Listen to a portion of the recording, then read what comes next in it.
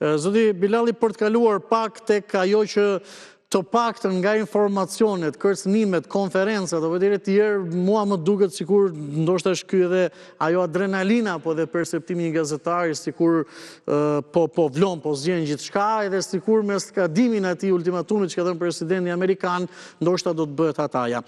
Ju si e lexoni atë që po ndodh? Pse mbriti presidenti amerikan deri tek ajo gjuhë që përdori tek këto kërcënime, edhe tek fakti që thotë brenda një nate, brenda 4 orësh e shkatroi apo shfaros fare Iranin. Si e lexoni ju këtë?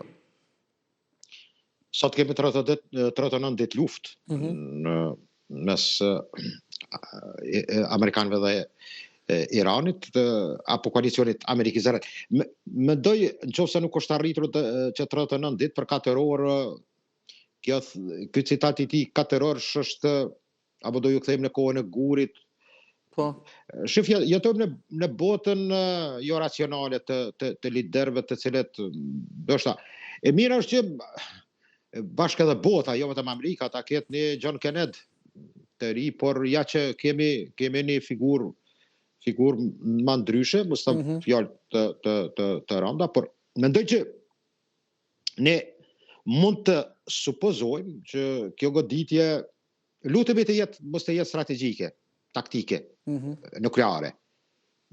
Të armët konvencionale mund të jetë ai shkatrimi termocentrale urave. Ka qenë shumë rrezik sepse dje më duket edhe mbrëmë është bëhet goditja afër Busherës, termocentralit nuklear i cili për qëllime kuptohet paqësore, që nga Rusatomi kontrollohet apo mund të them inxhinierët e tyre rus, të cilët mendoj që afër 200 metra ka qenë kjo goditje dhe rreziku ka qenë nga se në këtë pjesë mund të them ka një numër të atill të radioaktivitetit që mund të shkakton jashtëzakonisht pasoja të rënda edhe për këtë pjesë të Iranit, po ndoshta edhe më gjerë.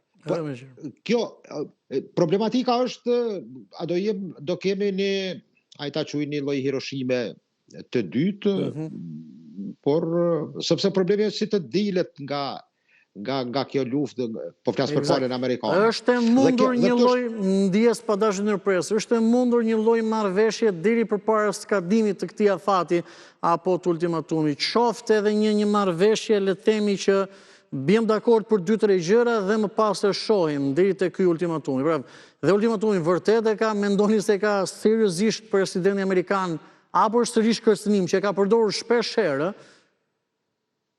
Po, nifet, këtë mos flasim se edhe në për studiat që në Shqipëri dhe në Kosovë kemi bërë këtë tema që mund të vetëm përsëritem gjana. Por mendoj që J.D. Vance është një farë kështu gjokeri cili në një farë mënyrë vepron prapa perdeve në relacionin me ministrin pakistanez dhe zëvendëskryeministrin e tyre dhe me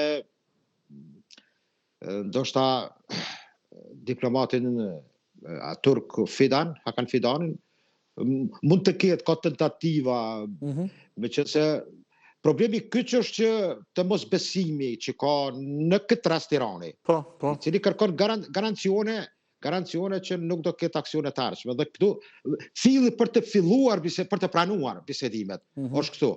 Tjerat mund të them, mund të vinë pastaj në rand në tavolinë, të cilat besoj që do jenë marrëveshje. Ka zëra që edhe këshilltari i Pezashkinit, Masud Pezashkinit, presidentit të Iranit, sipas shumë mediave ndërkombëtare, ka ofruar një plan ku pranon Iranit të mos ketë të garantoj, të betonoj, të quaj kështu, që mos të ketë koka armëbërthamore, dhe të reduktoj për qëllime kuptohet civile dhe paqësore 3.7% pasurimin e uraniumit.